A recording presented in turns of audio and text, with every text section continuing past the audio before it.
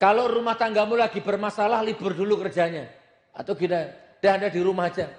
Istrimu nanya, Pak nggak kerja. Bagaimana Papa bisa kerja sayang, sedangkan situasi hati kita nggak bahagia. Papa mau kerja kalau Mama maafkan Papa dulu, bla bla bla bla. Bikin suasana, begitu sudah clear baru Anda kerja. Rendahkan egomu di hadapan istrimu lah ya, Masya Allah. Next, saya percepat. Nanti ada sesi tanya jawab. Apa ini?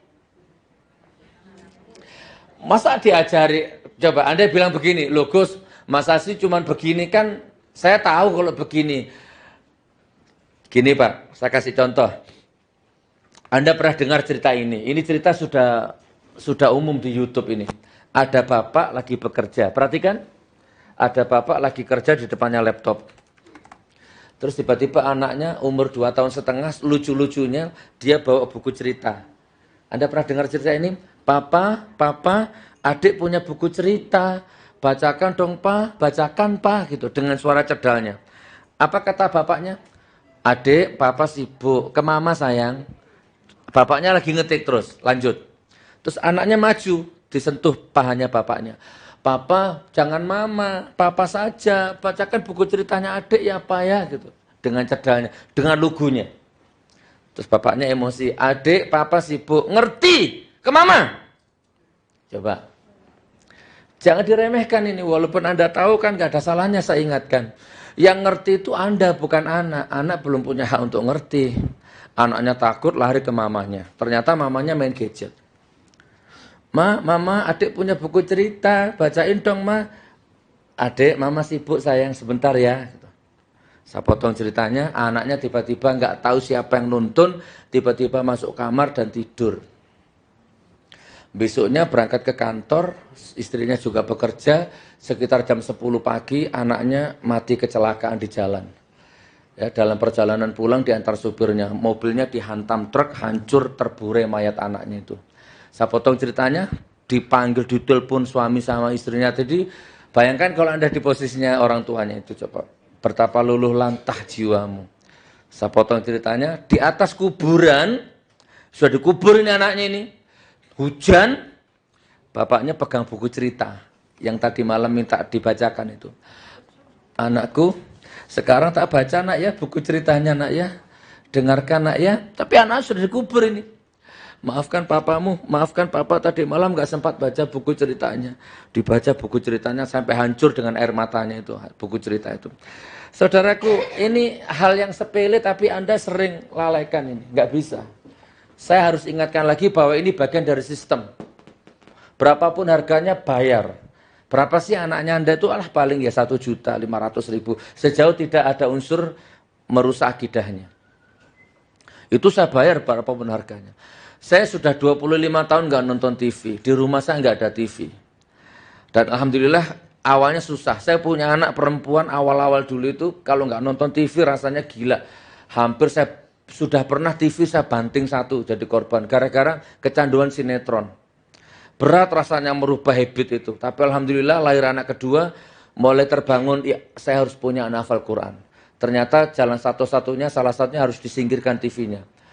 Saya bangun sistem itu berbulan-bulan, alhamdulillah sekarang sudah 20 tahun lebih nggak nonton TV keluarga saya. Ini jangan ditiru, pokoknya kita berjihad sesuai makom aja ya. Tapi alhamdulillah semua anak saya nggak ada yang nonton TV. Dan tidak mengurangi kecerdasannya, malah tambah cerdas. Di rumah saya nggak ada TV. Wallah, kadang juga tergelitik saya. Kan ada uang Pak, tiba-tiba main ke Hartono Elektrik gitu kan. Ada TV yang 4K itu ya sekarang kan. 40 in, 50 in itu saya lihat harganya. Ya Allah, saya beli 2 sanggup ini sebenarnya. Dapur 1, kamar 1, ruang tamu 1. Ada rasa keinginan seperti itu, tapi saya tahan. Dan sampai sekarang belum saya batalkan itu. Saya nggak nonton TV sudah. Terutama anak saya, karena saya punya program, punya anak hafal Quran. Yang 1 sudah hafal Quran. Yang 2 tahun setengah sudah mulai. 2 tahun setengah. Coba dilihat di YouTube saya itu. Nah ini Anda yang setting. Coba Bu, kalau Anda punya anak hafal Quran, kan selesai urusan dunia. Ayo, kalau Anda punya anak hafal Quran Pak, selesai. Allah akan menambah keberkahan rezekimu. Asal punya anak hobi baca Quran. Tapi kalau Anda punya anak hobi main game, Sudah Anda survei aja lah. Punya anak hobi main game sama punya anak hobi baca Quran. Kira-kira gimana? Jauh Pak, langit dengan bumi. Nah, jadi kalau Anda sekarang punya anak berapa? 2, tidak ada ngafal Quran, bikin lagi 1 Bu sekarang. Ditambah lagi 3, tapi di konsep harus hafal Quran yang ini. Gitu. Jadi mulai dari bercinta itu sudah ngambil wudhu, spraynya baru, wah macam-macam lah ya. Itu nggak usah dibahas di sini, ada di buku itu kayaknya itu. Bapak Ibu apa namanya ini? Kalau diringkes, sakinah rumah tangganya dulu. Ya istrinya, ya suaminya, ya anaknya dibahagiakan. Yang nomor 1 tadi apa? Memakmurkan masjid. Sholat fajar 2 rakaat. Ada semua itu di situ. Membahagiakan istri, suami. Yang ketiga, bahagiakan anakmu. Masih ada dek? Saya percepat. Kan tahu Anda kalau ini sudah. Ini ilmu yang sangat sederhana semua. Bahagiakan ibumu walaupun ibumu pelacur. Ini kok ganggu ya? Masya Allah. Oke, saya kasih kisi-kisi sebentar. Jadi gini Bu, suatu ketika saya pernah ngobrol sama tamu di Surabaya. Nih seperti ini. Tuan rumah di teras itu. Tiba-tiba tuan rumah itu handphonenya bunyi. Nada deringnya lagunya Sabian itu. Terus dia bilang gini, Gus ibu saya. Afwan, saya angkat dulu. Oh ya silakan. Kaget saya Bu, ternyata dia ngangkatnya begini. Klik, di loudspeaker, handphonenya ditaruh, dia mundur 1 langkah. Assalamualaikum Ibu. Waalaikumsalam. Oh iya Ibu. Jadi dia ngobrol sama ibunya itu gini dia. Padahal di handphone ini. Ibunya nggak ada. Ibunya di Saudi. Jadi TKW. Hati-hati Ibu. Iya Ibu, hati-hati Ibu. Hati-hati, jaga kesehatan Ibu ya. Iya. Waalaikumsalam. Baru dimatiin. Merinding saya. Saya ginikan mata saya. Kamu nabi apa orang sih kamu bilang gitu? Percaya nggak percaya? Hari gini masih ada anak seperti ini. Loh kalau Anda punya anak seperti ini, selesai urusan duniamu. Anda nggak akan menderita kalau Anda punya anak seperti ini. Wallah. Hati-hati Ibu ya, hati-hati Ibu ya. Gus, nggak bisa, masa sih bisa punya anak seperti itu? Kalau Anda merasa sudah nggak mungkin punya anak seperti itu, berarti sekarang Anda jadi anak seperti itu. Coba. Kalau ibumu masih hidup, bapak masih hidup, berbakti dengan harta, dengan tenaga, dengan body language yang baik. Kalau sudah meninggal, berbakti dengan doa. Setiap selesai sholat, 1 kali Al-Fatihah minimal. Bu, coba Bu. Hati-hati ya Bu ya, hati-hati, jaga kesehatan. Waalaikumsalam. Astagfirullahaladzim, masih ada. Masih ada. Masih ada anak seperti itu. Gampang untuk bahagia itu ternyata Bu, gampang. Apalagi ini Islam terancam di Indonesia ini. Anda harus ambil bagian ini. Supaya Islam tetap bertahan di Indonesia, jaga nasab, lahirkan penghafal-penghafal Quran dari rahimmu. Mau istri pertama, istri kedua, istri ketiga, tidak penting. Lahirkan penghafal Quran dari rahimmu itu insya Allah. Bu, Nabi Musa dapat wahyu. Hei Musa, ini ada di kitab Mawa'idul Usfuriyah. Hei Musa, kamu datang ke kampung itu ya. Di situ ada anak muda, belajarlah kamu ke sana. Walaupun kamu nabi, belajar kamu ke sana. Ada ilmu hikmah di sana. Anak muda itu akan jadi tetanggamu di surga besok. Dia akan aku lantik menjadi tamu kehormatanku. Nabi Musa berangkat ke kampung itu. Sesuai petunjuk, ketemu alamatnya. Oke, saya sederhanakan bahasanya. Umpama ini. Saya transit ke dalam bahasa dialek. Dok, assalamualaikum. Keluar anak muda. Waalaikumsalam. Siapa? Saya Musa. Saya Nabi. Saya dapat wahyu dari Allah suruh belajar ilmu hikmah kepadamu. Anda akan jadi tamu kehormatannya Allah. Kira-kira ilmu apa? Terus anak mudanya jawab gini. Wahai Musa, Anda datang di waktu yang kurang tepat. Menjelang maghrib. Jam-jam segini saya punya agenda istiqomah. nggak bisa saya tinggalkan. Kalau mau ditunggu silakan, kalau enggak silakan balik. Nanti lain hari kesini lagi. Nabi Musa menjawab, wahai oh berarti aku datang di waktu yang tepat kalau gitu. Saya mau lihat amalan apa yang kamu amalkan ini. Istiqomah apa? Sudah saya tunggu aja. Akhirnya Nabi Musa duduk di ruang tengah. Perhatikan ibu, duduk di ruang tengah. Tiba-tiba anak mudanya itu masuk, keluar sambil gendong seekor babi. Babi hitam pekat digendong di depannya Musa itu. Nabi Musa kaget, astagfirullah gitu. Terus Nabi Musa dalam hati bergumam, ya Allah, aku salah alamat kayaknya ini gitu kan. Terus Nabi Musa lihat apa? Ternyata babi tadi dimandikan tuh di teras, dimandikan, dibersihkan beleknya. Dihanduk, disabun, dubur-duburnya dibersihkan, terus dipeluk. Babi itu dipeluk. Makanya kalau ngaji syariat, jangan syariat saja, hakikatnya juga. Karena syariat sama hakikat kalau ditemukan kadang-kadang tidak nyambung. Syariatnya najis itu babi. Tapi ada hakikat, kadang-kadang kita nggak tembus. Saya percepat, terus babinya dibawa masuk sama anak muda itu. Nabi Musa gelisah. Aduh, salah tempat, salah alamat saya. Gelisah, belum selesai, keluar lagi. Dituntun, lebih besar babinya tuh, hitam pekat. Kalau tadi digendong, mungkin karena masih kuat. Ini nggak kuat, gede. Bu, lebih mesra itu babinya tuh, lebih lama yang kedua ini. Dimandikan, disikat giginya. Yang lama itu meluk dia, dipeluk gitu babi itu. Oke, masuk anak mudanya, saya percepat ini ya. Begitu anak mudanya keluar, Nabi Musa langsung berdiri. Sudah anak muda, anda saya duduk. Coba tunjukkan ke saya ini apa? Mungkin ada sesuatu yang saya nggak tahu. Jauh-jauh saya datang ke sini belajar ilmu hikmah. Ternyata yang saya lihat seorang pemuda yang memelihara babi. Apa ini? Anak mudanya berlinang air mata. Wahai Musa, turunkan intonasi bahasamu.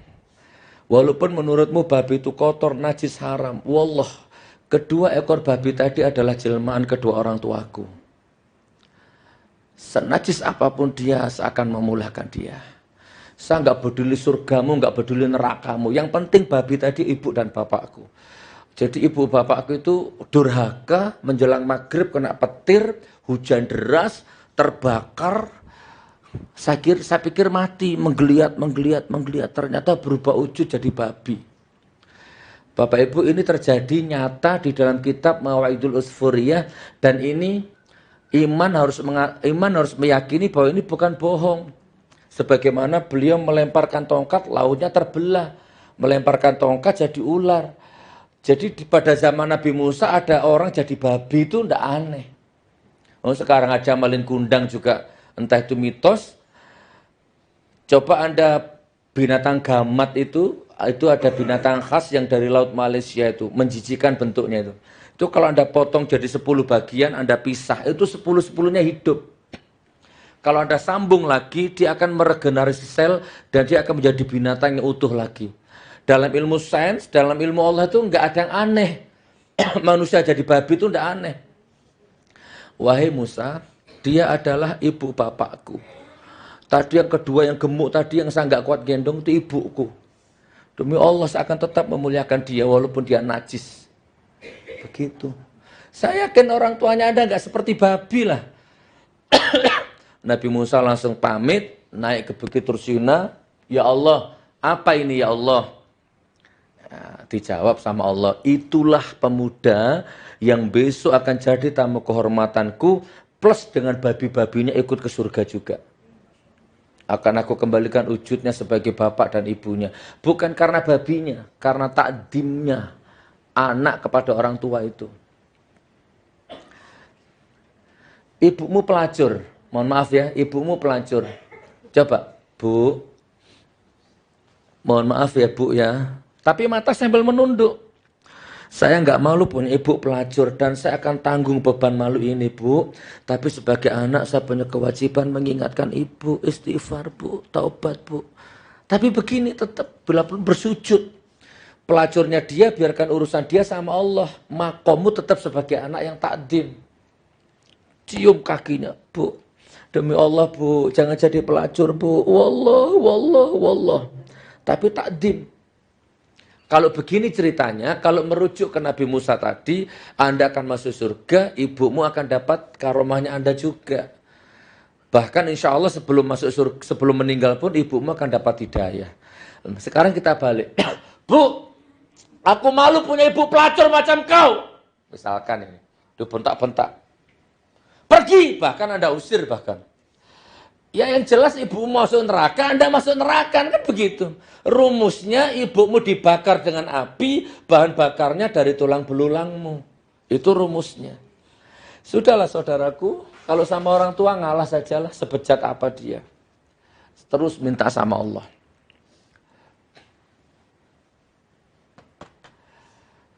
Dimuliakan dengan ayat, kalau sudah meninggal, ya Allah, Al-Fatihah untuk bapak ibuku, ilahadini Al-Fatihah. Setiap selesai sholat. Kalau masih hidup, telepon, datangi. Atau nanti ini coba jemput ibumu, bawa ke ruang tamu. Bu, mama, ibu, Mbak Uti, saya ada sesuatu, saya mohon diam. Apa katanya saya, misalkan ini. Anda ambil air 1 baskom, sekit anduk. Intinya Anda bersimpuh di kakinya. Kakinya ibu Anda taruh di lutut, dicuci. Bu, maafkan saya ya Bu ya, maafkan anakmu. Kan ibumu heran. Ada apa nak? Enggak apa-apa Bu, maafkan anakmu ya. Sampai detik ini belum bisa mengumrohkan dirimu. Belum bisa membahagiakan dirimu. Sepurane ya Bu ya, maafkan ya Bu ya, dicuci. Enggak usah diminum airnya. Ya, dicuci aja, enggak usah diminum. Tunggu refleksnya. Yang ditunggu itu nanti tiba-tiba tangannya ibumu nyentuh kepalamu. Ya sudah nak, aku maafkan. Ibu maafkan ya nak ya. Itu yang ditunggu momentumnya itu. Begitu tangan ibumu menyentuh kepalamu, aku maafkan nak. Aras bergoncang. Maka dirubah takdirmu. Hari itu tidak akan ada orang yang bisa menghancurkan hidupmu. Ya, karena ada ridhonya ibu di situ sudah. Praktekkan Bu, praktekkan. Gitu ya, terus disungkem tangannya. Ini gak usah diajari lah, tapi ini ilmunya. Tetap muliakan mereka, sayangi mereka, takdimlah kepada mereka, dan bawalah mereka bahagia dalam surganya. Kalau dia tidak bisa membawa dirimu ke surganya Allah, maka dirimu yang membawa mereka ke dalam surganya Allah. Itu rumusnya. Mungkin beda zaman lah, dulu orang tuamu sampai lupa sholat gara-gara cari makan supaya Anda bisa hidup. Jadi Pak dosen saya percepat, di Palu ada ibu-ibu tidur di teras masjid. Di pesantren saya itu depannya ada masjid. Awal-awal saya masuk Palu itu. Kok tidur di teras masjid ibu ini? Ya gelandangan lah. Langsung muncul gelandangan. Sampai seminggu di situ terus. Akhirnya suatu ketika saya tanya sama takmirnya. Pak ini siapa ibu ini? Apa jawab takmirnya? Ada Gus, ini tetangga 2 blok lah. Ini anaknya 5 pegawai negeri semua kok Gus. Langsung spontan saya, Pak saksikan kalau saya ada umur. Demi Allah 5-5-nya hancur nanti anaknya itu. Mau pangkatnya setinggi apa, gajinya sebesar apa, hancur. Saksikan. Wallah, saya langsung spontan begitu. Anaknya pegawai negeri, ibunya gelandangan tidur di teras masjid. Nggak bisa. Sekarang saya berani sumpah Al-Quran. Kalau Anda punya orang tua yang sampai detik ini masih diam-diam mengenes hidupnya, cepat selesaikan bab itu dulu. Selesaikan. Bunuh egomu. Sekarang datangi kalau memang jauh rumahnya. Datangi kuburnya. Ngaji di batu nisannya situ. Supaya kodok jelek di dalam kodok dan kodar ya. Kodok yang jelek tentang diri Anda di Lauhul Mahfuz dirubah menjadi kodar yang baik setelah Anda minta maaf sama Bapak Ibu. Gitu ya saudaraku. Saya doakan Anda menjadi anak yang soleh ya. Berbakti sama orang tuanya. Masih ada berapa slide, Dek? Oke, ini wali yang menyamar. Nanti di buku itu ada ya. Wali yang menyamar. Udah nggak usah dibahas. Terus? Nah, yang terakhir, Bu. Terakhir. Sekarang jam berapa, Pak dosen? Oke, terakhir ya, baru kita tanya jawab. The Law of Attraction. Semua materinya ada di buku itu. Ya. Apa The Law of Attraction? Ini yang kita bahas di depan tadi itu. Hukum tarik-menarik. Mulai sekarang jangan biarkan pikiranmu, hatimu memancarkan gelombang galau. Tak usah lah. Ya manusiawi boleh, tapi jangan terlalu prinsip galaunya. Apa? Anda belum punya rumah. Mulai nanti pulang dari sini keliling cari rumah. Anda belum punya uang kan? Modal the law of attraction dulu. Perumahan ini cocok kayaknya saya. Foto rumahnya. Baru nanti malam tahajud minta sama Allah. Ya Allah, saya kepingin rumah ini ya Allah. Ini fotonya ya Allah. Ini tipenya ya Allah. Ini harganya sekian. Bismillah. Minta sama Allah. The law of attraction. Hukum tarik menarik. Oke, saya kasih kisi-kisi satu. 25 tahun yang lalu, 30 tahun yang lalu lah ya, saya lupa, ketika saya masih gondrong, saya masih celana satu lengket di badan, makan aja nggak bisa, susah, tiba-tiba saya lihat Dorce. Tahun berapa itu? Lupa saya. Lihat Dorce di TV. Zaman itu Dorce masih kayaknya sih, kaya-kayanya lah, selebriti papan atas. Yang muncul di kesan saya, Dorce itu orang baik, punya yayasan, punya pegawai, punya anak yatim banyak, bla bla bla. Dengan lugunya saya nulis surat ke Dorce waktu itu. Dengan tulisan tangan yang jelek.